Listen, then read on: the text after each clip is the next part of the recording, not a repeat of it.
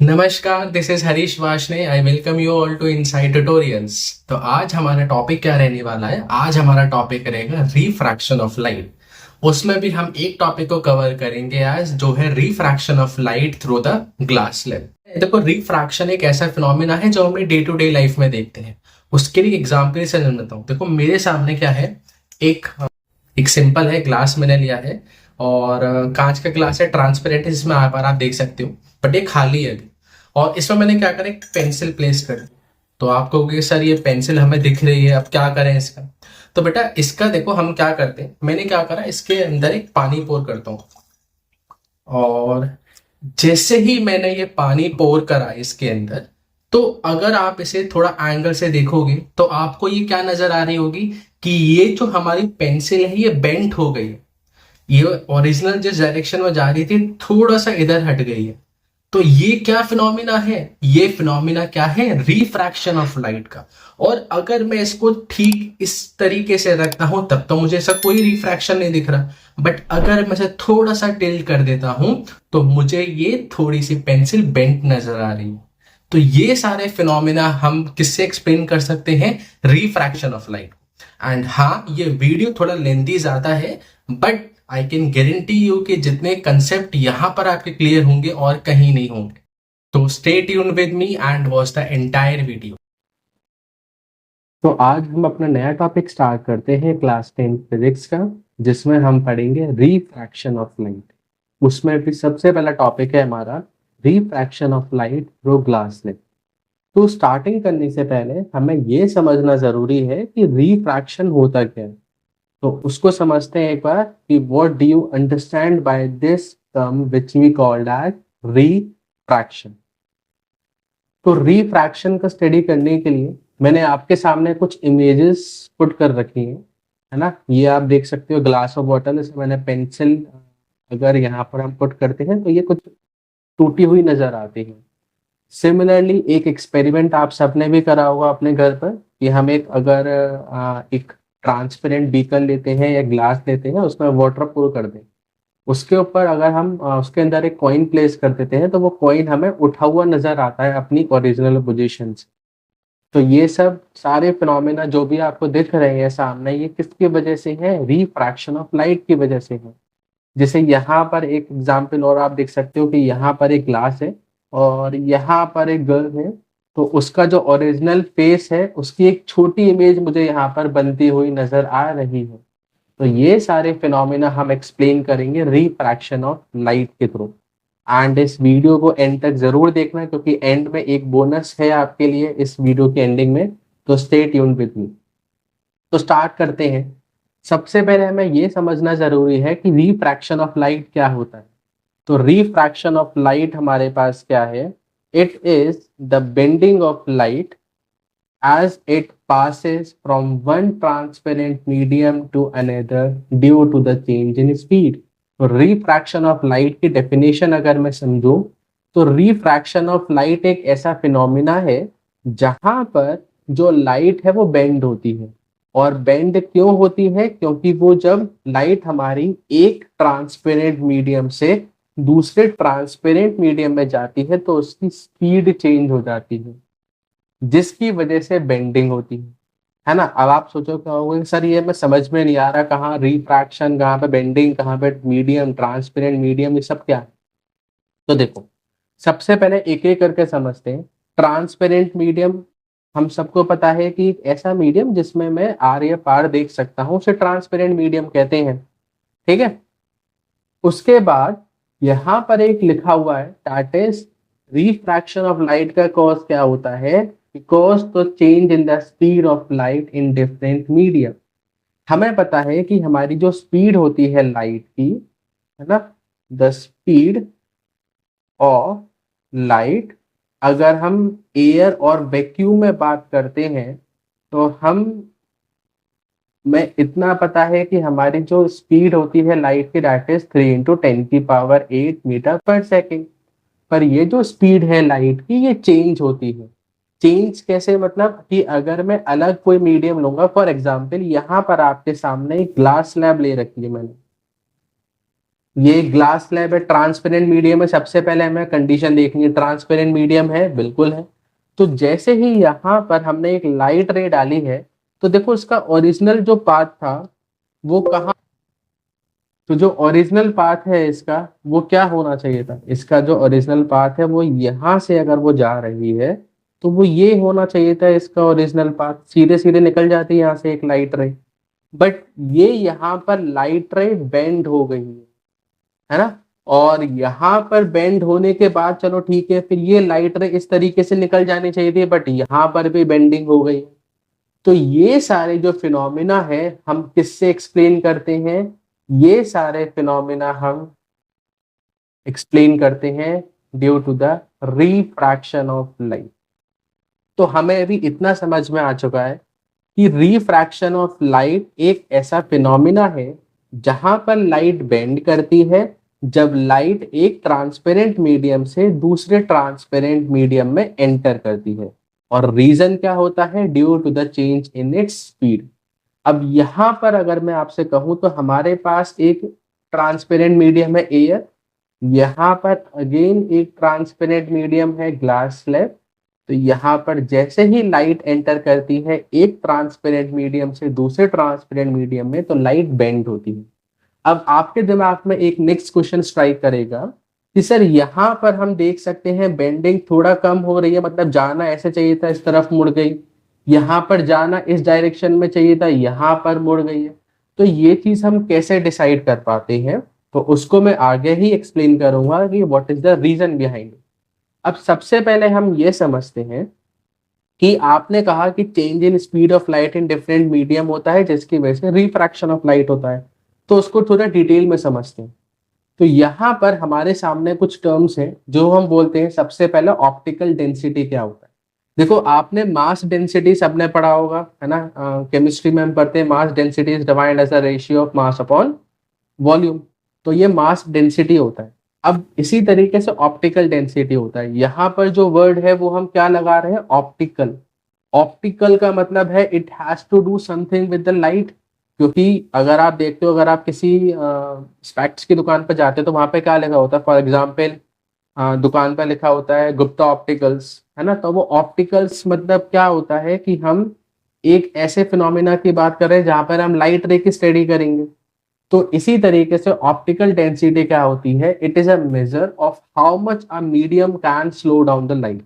मतलब ये उस चीज का मेजरमेंट है कि कोई भी मीडियम स्पीड ऑफ लाइट को कितना कम कर सकता है।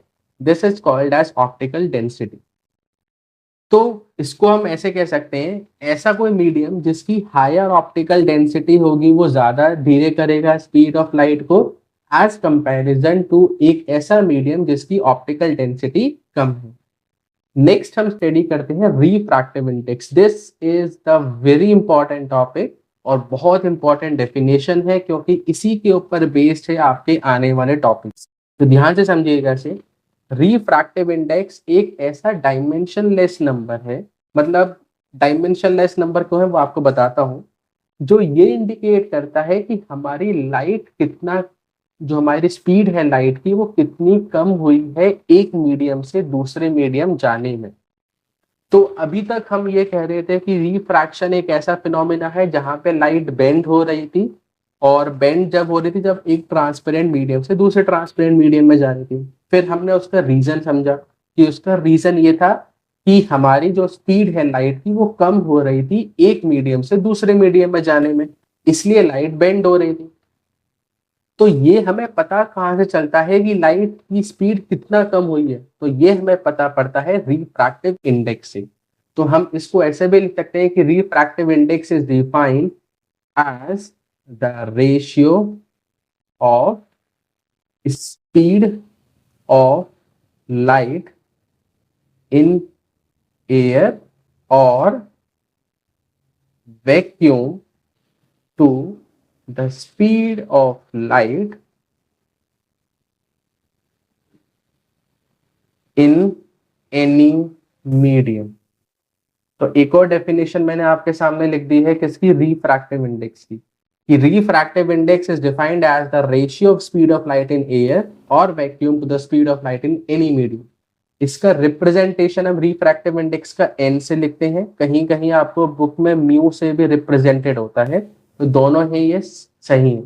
तो n is equal to c upon v, where c is the speed of light in vacuum and v is the speed of light in medium। तो अब आप ये कहेंगे कि सर आप हमें थोड़ा और एक्सप्लेन करिए कि हम रिफ्रैक्टिव इंडेक्स से कैसे बता सकते हैं कि लाइट की स्पीड कम होगी, और होगी तो कितनी कम होगी। तो उसके लिए एक एग्जाम्पल समझते हैं। देखो आपकी एनसीईआरटी में एक ये टेबल दे रखी है, आपकी एनसीईआरटी में एक ये टेबल दे रखी है जिसमें रिफ्रैक्टिव इंडेक्स दे रखे हैं अलग अलग मीडियम के। जैसे कि एयर का जो रिफ्रैक्टिव इंडेक्स है वो 1.0003 है, जिसको हम अप्रोक्सीमेटली 1 के बराबर लेके चलते हैं। इसी तरीके से आइस का रिफ्रैक्टिव इंडेक्स 1.31 है, वाटर का 1.33 है, केरोसिन ऑयल का 1.44 है, और लास्ट में हमारा आता है डायमंड जिसका रिफ्रैक्टिव इंडेक्स कितना है 2.4। तो अब इन रिफ्रैक्टिव इंडेक्स से मुझे क्या समझ में आया उसको समझते हैं। उसको समझने से पहले एक इंपॉर्टेंट क्वेश्चन जो यहाँ पर हमारा बनता है उसको समझते हैं। देखो यहाँ पर हमारी एनसीईआरटी में एक लाइन दे रखी है कि N optically denser medium may not possess greater mass density. देखो यहाँ पर हमारे पास एक कंफ्यूजन क्या होता है कि अगर हम कोई डेंसर मीडियम की बात कर रहे हैं, मैंने कहा एक डेंसर मीडियम, तो डेंसर मीडियम का मतलब हम समझते हैं कोई ऐसा मीडियम जो हैवी होगा, है ना। हम उसको जनरली मास से इसका हम जो है मास से हम इसका सोचते हैं कि मास से इसका कुछ लेना देना होगा, बट ऐसा नहीं है। जो ऑप्टिकली डेंसिटी है ना, जो अगर मैं बात करता हूँ ऑप्टिकली डेंसर मीडियम का, तो ऐसा कोई जरूरी नहीं है कि ऑप्टिकली डेंसर मीडियम है तो उसकी मास डेंसिटी भी ज्यादा होगी। ऐसा कोई भी रिलेशन नहीं है ना। मास density is different in optical density. जैसे मैं आपको समझाता हूं यहां से, आप यहां पर देखिए कि हमारे पास जो केरोसिन है इसकी जो हमारे पास रिफ्रैक्टिव इंडेक्स है वो कितना है 1.44, और वाटर का रिफ्रैक्टिव इंडेक्स कितना है 1.33। तो इसका मतलब अगर मैं इन दोनों को देखता हूं तो मैं ये कह सकता हूं कि जो केरोसिन है वो ज्यादा डेंसर है एज कंपैरिजन टू वाटर, और ये मैं जो कंपैरिजन कर रहा हूं ये ऑप्टिकली डेंसर मीडियम से कर रहा हूं। ठीक है, ऑप्टिकली डेंसर।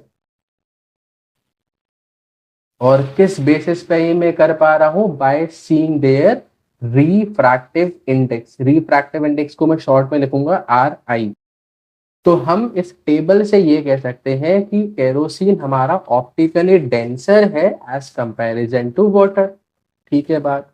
अब आपने एक्सपेरिमेंट करा होगा कि जनरली हम अभी जैसे गर्मी चल रही है, तो जैसे ही बारिश का मौसम आता है तो जिससे कि हमारा ये जो मॉस्किटोज है वो ज्यादा ब्रीड ना हो, तो हमारे जितने भी घर में वाटर कूलर्स होते हैं, है ना, जो उसमें हम क्या करते हैं, कूलर में हम थोड़ा सा ऑयल डाल देते हैं, है ना। और ऑयल इसलिए डालते हैं कि जिससे मॉस्किटो ब्रीड ना करें। और जब आप ऑयल डालते हो तो क्या आप वहां पर देखते हो कि अगर ये मेरा एक वाटर है और अगर मैंने इसके ऊपर एक ऑयल डाला है तो वो ऑयल की लेयर बन जाती है ऊपर एक, है ना, एक ऊपर ऑयल की एयर बन जाती है। तो अब जो चीज ऊपर तैर रही है तो इसका मतलब उसकी डेंसिटी कम होनी चाहिए। ऊपर अगर हम केरोसिन ऑयल डाल रहे हैं तो इसका मतलब उसकी डेंसिटी कम है पानी से, तभी तो वो ऊपर फ्लोट कर रहा है। तो यहाँ पर हम अगर मास डेंसिटी की बात कर रहे हैं, किसकी बात कर रहे हैं, मास डेंसिटी, तो मास डेंसिटी केरोसिन की कम है पानी से, बट ऑप्टिकली डेंसर की अगर हम बात करते हैं तो केरोसिन की ऑप्टिकल डेंसिटी ज्यादा है पानी से। तो इसका मतलब हमें कभी भी कंफ्यूज नहीं होना है कि ऑप्टिकली डेंसर मीडियम का मतलब ये मास डेंसिटी से है ना। ये दोनों अलग अलग कंसेप्ट हैं जिनको हम अलग अलग ही सीखेंगे। अभी हम ऑप्टिकली डेंसर मीडियम की बात कर रहे हैं, मास डेंसिटी की बात नहीं कर रहे हैं। तो अब अपने क्वेश्चन पर आते हैं कि सर आप हमें एक्सप्लेन करिए कि रिफ्रैक्टिव इंडेक्स से हम कैसे पता लगा सकते हैं कि हमारी स्पीड ऑफ लाइट कम हो गई। तो इसके लिए मैंने क्या करा, यहाँ पर अभी अभी हमने पढ़ा था कि रिफ्रैक्टिव इंडेक्स ऑफ डायमंड, अभी टेबल में मैंने देखा था डायमंड की रिफ्रैक्टिव इंडेक्स कितनी थी, 2.42, है ना। और मैं इसका फॉर्मूला पुट करता हूँ, मैं ये आपको पता लगाता हूँ कि हमारी अगर लाइट रे डायमंड में ट्रेवल कर रही है तो उसकी स्पीड कितनी कम हो जाएगी या बढ़ जाएगी, उसको देखते हैं।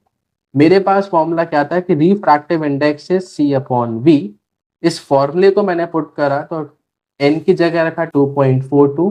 What is the speed of light in air, वो तो सेम रहेगी, एयर में हमेशा स्पीड ऑफ लाइट 10⁸ है, डिवाइडेड बाय v। v क्या था, speed of light in medium, यहां पर वो मीडियम क्या है, डायमंड।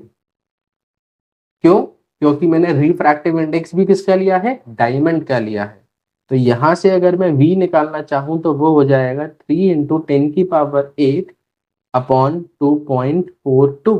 और इसको मैं अगर सॉल्व करूंगा तो हमारी जो अप्रोक्सीमेशन आएगी वो v आएगा 1.24 × 10⁸ मीटर पर सेकेंड। इसका मतलब मैं यहाँ से क्या इंटरप्रेट कर सकता हूँ कि अगर मेरी कोई लाइट ऑप्टिकली डेंसर मीडियम में जा रही है, जो हमने पहले स्टेटमेंट पढ़ा था उसको मैंने प्रूव करा यहाँ पर, कि अगर मेरी एक जो लाइट है ये क्या है, एक ऑप्टिकली डेंसर मीडियम है, तो अगर कोई भी लाइट रे ऑप्टिकली डेंसर मीडियम में ट्रेवल करती है तो उसकी स्पीड क्या हो जाती है, कम हो जाती है। कम कैसे हो गई, ओरिजिनल स्पीड कितनी थी इसकी, 3 × 10⁸ मीटर पर सेकेंड, और अब कितनी हो गई है, 1.24 × 10⁸ मीटर पर सेकेंड।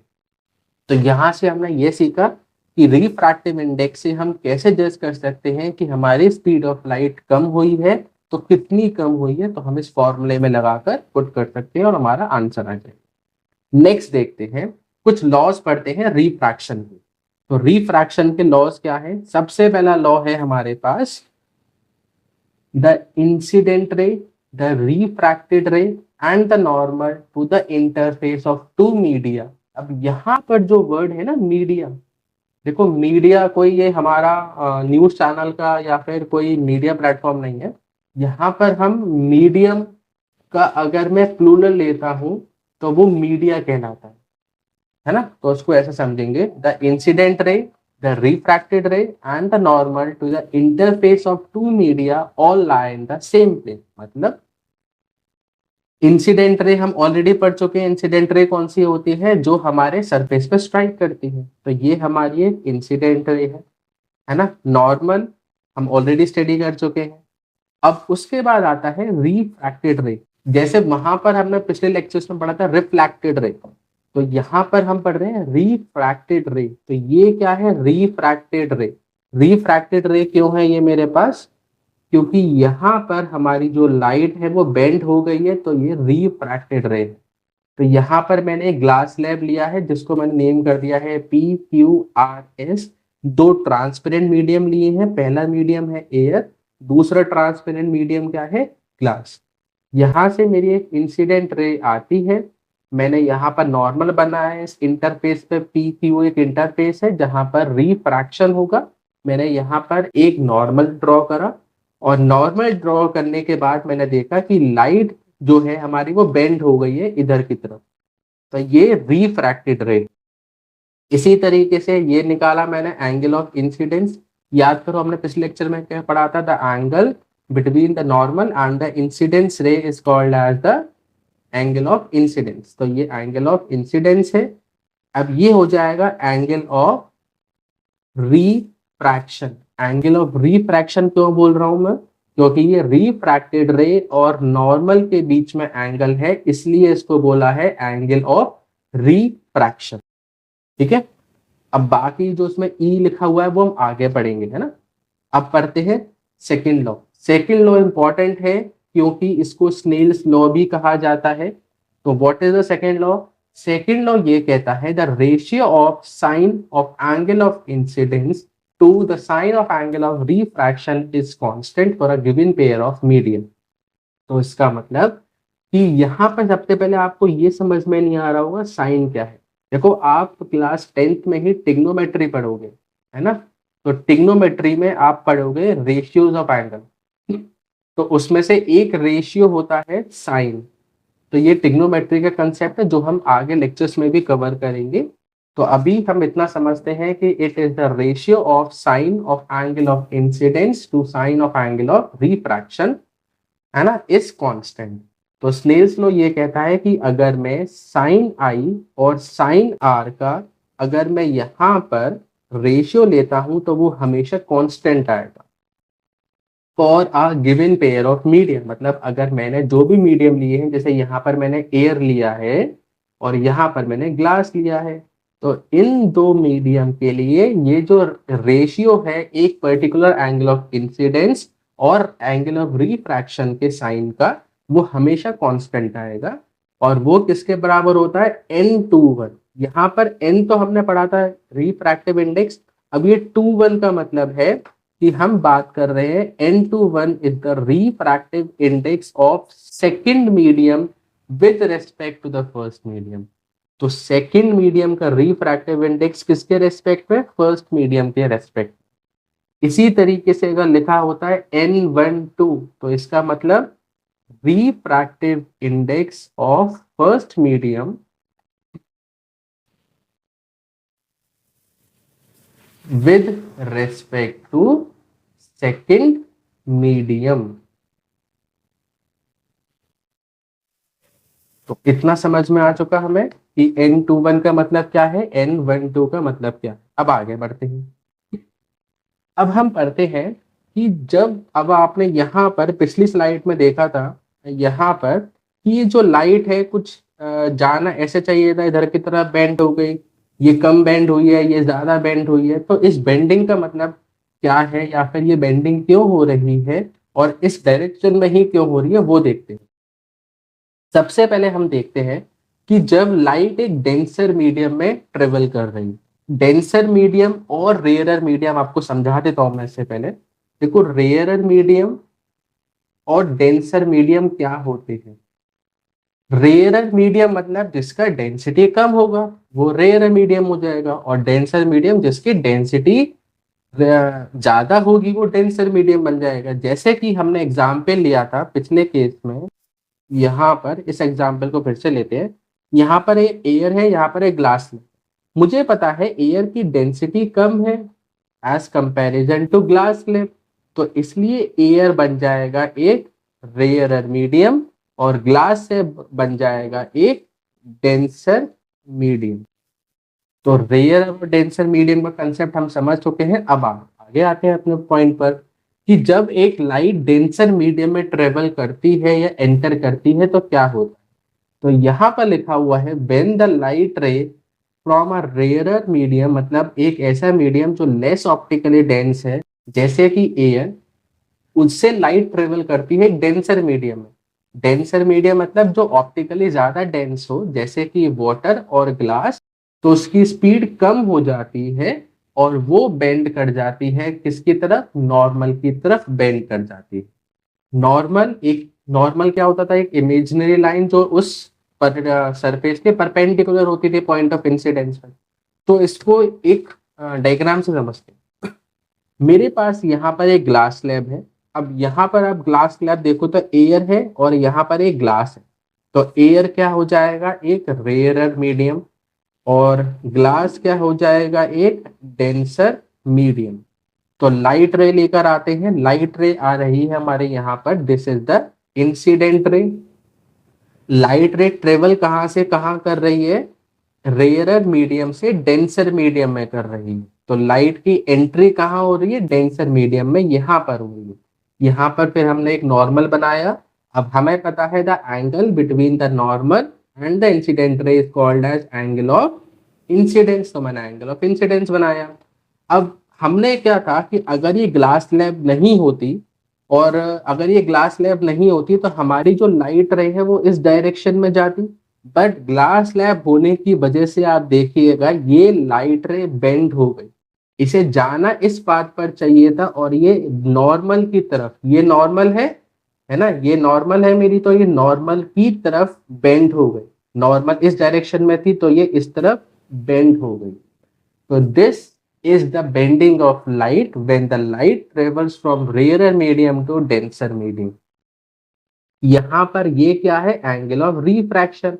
एंगल ऑफ रिफ्रैक्शन क्या होता था, the angle between the refracted ray and the normal. ये नॉर्मल है ही हमारी और ये रिफ्रैक्टेड रे है, तो इनके बीच का एंगल क्या हो जाएगा, एंगल ऑफ रिफ्रैक्शन। तो अभी हमने क्या देखा इस स्लाइड में कि जब भी लाइट एंटर करती है रेयर मीडियम से डेंसर मीडियम में, तो लाइट बेंड कर जाती है टुवर्ड्स द नॉर्मल। नेक्स्ट देखते हैं, अब क्या होगा जब लाइट डेंसर मीडियम से रेयरर मीडियम में जा रही है। तो इसको समझते हैं, फिर से एक ग्लास स्लैब लेते हैं। अब मैंने यहाँ पर एक ग्लास स्लैब लिया है, यहाँ पर एक एयर है। अगेन ग्लास स्लैब क्या है, एक ऑप्टिकली डेंसर मीडियम है और एयर क्या है, एक रेयरर मीडियम। तो अब मैं लाइट को ग्लास स्लैब से एयर की तरफ ले जाऊंगा, मतलब डेंसर मीडियम से रेयरर मीडियम में ले जाते हैं। तो ये हमारी एक इंसिडेंट रे ऑफ लाइट आई है, दिस इज द इंसिडेंट रे। और ये इंसिडेंट रे कौन से सरफेस के लिए है, हम इस सरफेस की बात कर रहे हैं, एस आर सरफेस की बात कर रहे हैं। मैंने इस सरफेस पॉइंट ऑफ इंसिडेंस पे एक नॉर्मल ड्रॉ करा और नॉर्मल से इंसिडेंट रे का जो एंगल है वो क्या हो जाएगा, एंगल ऑफ इंसिडेंस। अब यहां पर हम आगे बढ़ते हैं, अब इसका रिफ्रैक्शन करवाते हैं। रिफ्रैक्शन देखो, अगर ये ग्लास स्लैब नहीं होती तो इसका जो पाथ रहता वो इस तरीके से होता जो आप देख पा रहे हो यहाँ पर डॉटेड लाइन से, बट यहाँ पर वो ग्लास स्लैब एक मीडियम है, तो जिसकी वजह से लाइट रे नॉर्मल से दूर चली गई, है ना। यहाँ पर नॉर्मल था तो नॉर्मल से थोड़ा दूर चली गई ये हमारी लाइट रे इधर। तो यहां पर आप देख सकते हो कि जब हम डेंसर मीडियम से रेयरर मीडियम में जाते हैं तो लाइट बेंड करती है, पर वो बेंड कैसे करती है, अवे फ्रॉम द नॉर्मल। ठीक है, उसके बाद अगर मैं एंगल बताना चाहूं तो ये एंगल बन जाएगा मेरा एंगल ऑफ रिफ्रैक्शन, क्योंकि ये रिफ्रैक्टेड रे और नॉर्मल के बीच में एंगल है, इसलिए हमने इसे बोल दिया एंगल ऑफ रिफ्रैक्शन। तो पिछली स्लाइड में हमने क्या देखा था, पिछली स्लाइड में हमने देखा था कि अगर हमारी लाइट रे डेंसर रेयरर मीडियम से डेंसर मीडियम में जा रही है तो लाइट बेंड करेगी, but it will be bending towards the normal. यहां पर हमने क्या देखा कि जब लाइट रे हमारी ट्रेवल कर रही है डेंसर मीडियम से रेयरर मीडियम में, तो लाइट बेंड करेगी but it will be bending away from the normal. Next देखते हैं क्या है। अब ऐसा कोई पर्टिकुलर केस तो होगा जहां पर रिफ्रैक्शन हो ही ना, तो हाँ हमारे पास दो पर्टिकुलर केस आते हैं जहां पर कोई भी रिफ्रैक्शन नहीं होता। पहला केस ये है हमारे पास, जब लाइट रे नॉर्मल गिरती है एक सरफेस पर, मतलब एक ये ग्लास स्लैब है और इस ग्लास स्लैब पर हमारा यहाँ पर इंसिडेंट रे आई है, तो ये सीधे चली जाती है विदाउट एनी रिफ्रैक्शन। ठीक है, तो इसको हम बोलेंगे when light falls normally on the surface, तो कोई भी रिफ्रैक्शन नहीं हो रहा।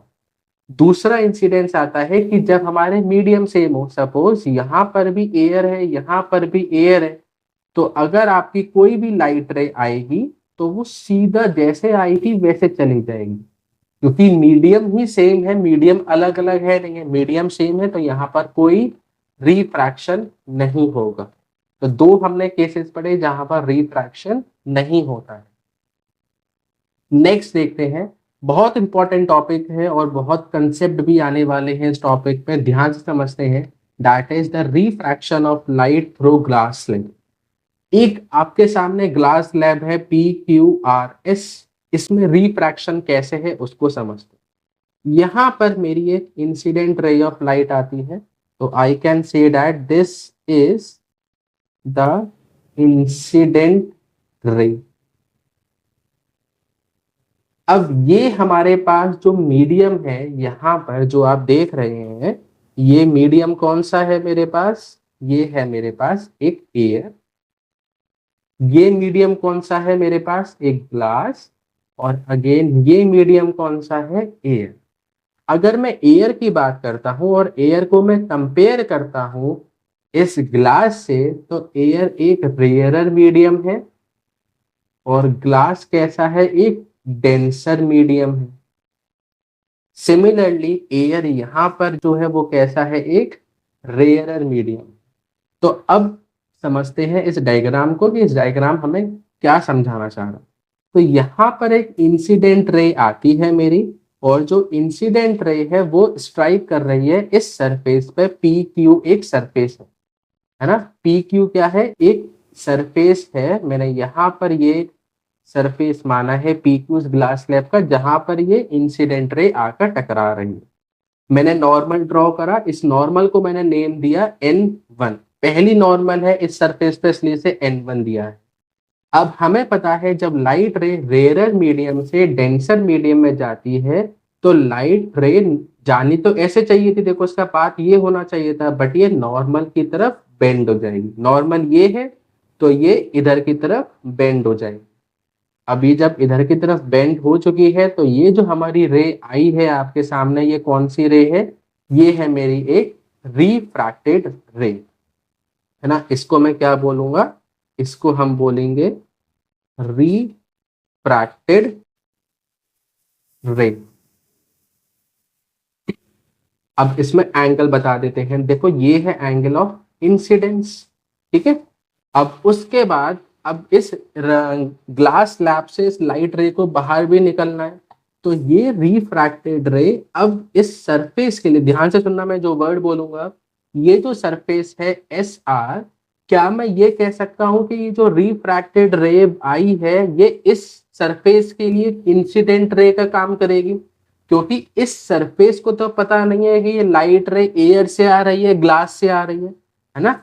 ये सरफेस तो एस आर अलग है, तो क्या मैं इस सरफेस के लिए इस रिफ्रैक्टेड रे को इंसिडेंस रे की तरह मान सकता हूं, बिल्कुल मान सकता हूं। तो अब ये हमारे पास जो रे आई है, अब इसका रिफ्रैक्शन कैसे होगा। सबसे पहले मैंने इस सरफेस पे एक नॉर्मल बनाया, इस नॉर्मल को मैंने नेम दिया N2। अब इस नॉर्मल, ये हमारे पास क्या है, एक डेंसर मीडियम। कहां पे लाइट जा रही है, हवा में, मतलब रेयर मीडियम में जा रही है।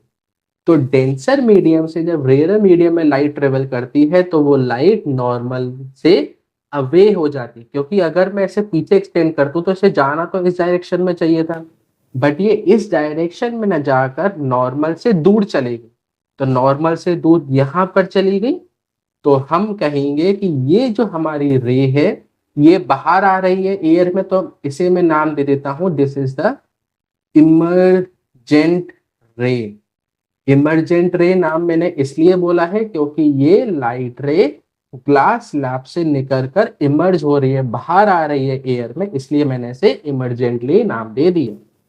अब अगर मैं इन सारे एंगल्स को मार्क करता हूं तो इन एंगल्स को, ये एंगल ऑफ इंसिडेंस है, अच्छा ये एंगल ऑफ रिफ्रैक्शन हो जाएगा, बट ये 1 दे दिया नाम क्योंकि यहां पर भी तो रिफ्रैक्शन हो रहा है, तो इसको मैंने 2 दे दिया। ये R1, ये R2, और ये जो मेरा एंगल बाहर आया है, जो नॉर्मल से मैं एंगल मेजर करूंगा यहां से यहां तक, इसको मैं बोलूंगा एंगल ऑफ इमरजेंस।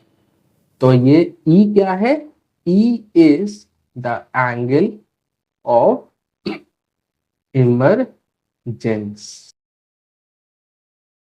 आई क्या था, एंगल ऑफ इंसिडेंस। R1 क्या था, angle of refraction at the surface PQ। N1 क्या था, नॉर्मल एट, इसको मैं लिख देता हूं यहां पर, N1 क्या था, normal at PQ surface. N2 क्या था, नॉर्मल एट SR सरफेस। अब यहां पर आप देख रहे होंगे मैंने एक अलग पैरामीटर मार्क कर रखा है जिसको मैंने स्मॉल d से रिप्रेजेंट करा है। तो स्मॉल d क्या है, लेटरल डिस्प्लेसमेंट। अब लेटरल डिस्प्लेसमेंट क्या है, सर हमने फिजिक्स में क्लास 9 में डिस्प्लेसमेंट तो पढ़ा था, बट लेटरल डिस्प्लेसमेंट क्या है। देखो तो मैं अगर इस इंसिडेंट लाइट का पाथ ट्रेस करता हूं जैसे यहाँ पर मैं इसका पाथ ट्रेस करता हूँ, ये इंसिडेंट रे ऑफ लाइट मेरी कुछ इस तरीके से आनी चाहिए थी, यहाँ पर जो आप देख पा रहे हो इस पॉइंटर से। बट जो बाहर हमारी इंसिडेंट रे निकली है वो इस डायरेक्शन से तो निकली नहीं है, वो यहां से निकली है। तो इमर्जेंट रे और जो हमारी इंसिडेंट रे थी, ये कितना डिस्प्लेस हो गई। देखो इंसिडेंस रे को जाना तो इस पाथ पर चाहिए था, बट वो यहां से ना निकलकर यहां से निकल रही है। तो ये कितना डिस्प्लेस हुई, उसको हम बोलते हैं लेटरल डिस्प्लेसमेंट। तो आगे इसकी डेफिनेशन बताता हूं मैं आपको क्या है। तो यहां पर हम देख सकते हैं, मैंने यहां पर इस स्लाइड में एक्सप्लेन कर रखा है कि अब तक हमने क्या पढ़ा, कि उस ग्लास लैब में सबसे पहले लाइट एंटर कर रही थी, है ना, कहाँ से, एयर से एंटर कर रहे थे, कहाँ पर, ग्लास लैब में। तो it was bending towards the normal, ठीक है। और जब वो लाइट रे हमारी डेंसर मीडियम से रेयर मीडियम में जा रही है तो it is bending away from the normal. और लास्ट में हमने क्या देखा था कि जो हमारी इमर्जेंट रे थी, ये मेरी एक इमर्जेंट रे है और ये मेरी इंसिडेंट रे है। तो ये दोनों जो रे हैं वो हमारी कैसी हैं, एक पैरेलल है, दोनों आपस में देख सकते हो आप, ये दोनों रेज पैरेलल हैं आपस में। तो द इंसिडेंट रे और द इमर्जेंट रे इज पैरेलल बट थोड़ा सा डिस्प्लेस्ड हुआ, उसी को हम बोलते हैं लेटरल डिस्प्लेसमेंट। तो लेटरल डिस्प्लेसमेंट की डेफिनेशन बहुत इंपॉर्टेंट है एक मार्क के लिए, क्या है, it is the perpendicular distance between the incident रे एंड द इमर्जेंट रे। तो परपेंडिकुलर डिस्टेंस इंसिडेंट रे और इमर्जेंट रे के बीच में क्या बन जाता है, लेटरल डिस्प्लेसमेंट। आगे बढ़ते हैं। अब यहां पर एक इंपॉर्टेंट क्वेश्चन अराइज होता है, एक आपके बुक में क्वेश्चन है कि the refractive index of diamond is 2.42, इसका क्या मतलब। ये हम ऑलरेडी कवर कर चुके हैं बट यहाँ पर फिर से कवर कर लेते हैं। तो हाँ, यहाँ पर सबसे पहले मैंने वही फॉर्मूला यूज करा, क्या फॉर्मूला था, n is equal to c upon v. तो यहां से मैं v को लिख सकता हूँ c अपॉन n। तो v की हमने जब वैल्यू निकाला 3 इंटू 10⁸ मीटर पर सेकेंड अपॉन 2.42, जो हमें रिफ्रैक्टिव इंडेक्स डायमंड की दे रखी थी, उसको मैंने पुट करा तो v कितना आया, 1.24 इंटू 10⁸ मीटर पर सेकेंड। इसका मतलब कि हमारी जो लाइट है उसकी स्पीड डायमंड में कितनी है, 1.24 इंटू 10⁸ मीटर पर सेकेंड। ये तो ही कैलकुलेशन। बट यहाँ पर हमारे पास जो क्वेश्चन था वो क्वेश्चन था कि what is the meaning of this statement, कि हम जो स्टेटमेंट पढ़ रहे हैं इसका मीनिंग क्या है। तो इसका मीनिंग क्या है कि the refractive index of diamond is 2.42 means that the light travels 2.42 times slower in diamond than in vacuum। तो बहुत इंपॉर्टेंट स्टेटमेंट है, इसको याद कर लिएगा बाई हार्ट, बिल्कुल याद करना है ये, कि रिफ्रैक्टिव इंडेक्स 2.42 होने का मतलब है कि जो लाइट है वो 2.42 टाइम्स स्लो हो जाएगी डायमंड में। इसी तरीके से अगर मैं इसको और समझाना चाहूँ, हमने पढ़ा था कि वाटर की जो रिफ्रैक्टिव इंडेक्स था, if I am not wrong it was 1.33। तो इस स्टेटमेंट का मतलब क्या है, स्टेटमेंट का मतलब ये है कि जब लाइट हमारी वाटर में ट्रेवल करेगी तो इसकी जो स्पीड है वो 1.33 टाइम्स कम हो जाएगी, ना, 1.33 टाइम्स स्लोअर इन वाटर। और किससे कम होगी, जितनी उसकी हवा में थी स्पीड और वैक्यूम में थी। तो ये इस स्टेटमेंट का मीनिंग है। नेक्स्ट हमारे पास क्वेश्चन आता है कि सर वो सब तो ठीक है, अब आप ये बताइए, आपने स्टार्टिंग में जो हमें वीडियो में दिखाया था कि एक ग्लास है उसमें मैंने पेंसिल डाली और वो पेंसिल ब्रेक होती हुई अपीयर आ रही है, तो वो क्यों हो रहा है। हमने सब समझ लिया, हमने रिफ्रैक्शन समझ लिया, हमने ग्लास लैब से, इंसिडेंट से, इमरजेंस से, रिफ्रैक्टिव रे, स्नेल्स लॉ सब पढ़ लिया। तो उसको समझाता हूँ मैं आपको एक एनिमेशन पे। देखो हमारे पास एक ये पेंसिल है ना, अब मैंने क्या करा, हम यहाँ पर जो लाइट रे है ना, हमें क्या देखना है, हमें पेंसिल देखनी है। तो ये हमारा क्या है, एक डेंसर मीडियम है, ये हमारा क्या है, एक रेयरर मीडियम है।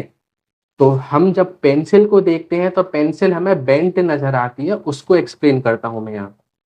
तो सबसे पहले हम अपनी ऑब्जर्वेशन को लेकर आते हैं, हमने यहाँ पर आई को रखा है, जो हम देख रहे हैं कि हमें ऐसा क्यों नजर आ रहा है। तो सबसे पहले ये हमारी एक लाइट रे आती है जो ट्रेवल कर रही है डेंसर मीडियम से, कहाँ पर जाएगी? रेयरर मीडियम में जाएगी। तो अब ये रेयरर मीडियम में गई, अब रेयरर मीडियम में आप देख सकते हो ये बेंट हुई है। क्यों हुई है? कि मुझे पता है कि जब लाइट डेंसर मीडियम से रेयरर मीडियम में जाती है तो वो नॉर्मल से दूर हट जाती है, तो ये नॉर्मल से बेंट हो गई अवे फ्रॉम द नॉर्मल। उसके बाद एक और लाइट रे लेकर चलते हैं हमने एक और लाइट रे ली यहाँ पर, है ना। अब ये भी हमारी डेंसर मीडियम से रेयरर मीडियम में जा रही है, तो ये भी हमारी लाइट रे कैसी हो जाएगी? बेंट हो जाएगी, अगर मैं नॉर्मल से देखता हूं तो। अब इतनी बात से सर हमें ये तो समझ में आया नहीं कि हमारी इमेज यहाँ पर क्यों बनती हुई नजर आ रही है। तो उसके लिए थोड़ा पीछे चलते। पीछे चलने का मतलब ये नहीं कि मैं थोड़ा वीडियो को पीछे करना है, इसका मतलब ये है मैं इन जो लाइट रेस आपकी आंखों की तरफ आ रही है इनको पीछे एक्सटेंड करता हूँ। देखो सबसे पहले मैंने इस लाइट रे को पीछे एक्सटेंड करा तो वो मुझे यहाँ से आती हुई नजर आ रही है। सिमिलरली मैं इस लाइट रे को पीछे एक्सटेंड करता हूँ। इस लाइट रे को पीछे जब एक्सटेंड करा तो देखो वो मुझे कहाँ से आती हुई नजर आ रही है? एक अलग लोकेशन से आती हुई नजर आ रही है, और जहां पर ये मिलेंगी वहां पर क्या बनेगी? इमेज बनेगी। तो दैट इज द रीजन हमें लाइट रे यहां से आती हुई नजर आती है, इसलिए हमारी आईज में इमेज ये वाली दिखती है। तो दिस इज द रीजन कि हमारी जो लाइट रे, हमारी जो पेंसिल है वो बेंट क्यों नजर आती है जब हम उसे एक ट्रांसपेरेंट ग्लास में रखते हैं। तो आई होप आपको ये एनिमेशन के थ्रू ये क्लियर हो गया होगा। एंड हम अपना जो नेक्स्ट सेशन है उसमें हम क्या पढ़ेंगे? उसमें हम नेक्स्ट सेशन में पढ़ेंगे रिफ्रैक्शन, है ना। Refraction through spherical lens. यहाँ पर हमने इस सेशन में तो हमने पढ़ा है कि ग्लास स्लैब से रिफ्रैक्शन कैसे होगा। अगले सेशन में हम पढ़ेंगे स्फेरिकल लेंसेज से रिफ्रैक्शन कैसे होता है। तो आई होप आपको ये सेशन अच्छा लगा होगा, and please let me know in the comment section that how was the animation and how was this entire session, and if there is any doubt you can let me know. Thank you all for watching this video. Have a nice day.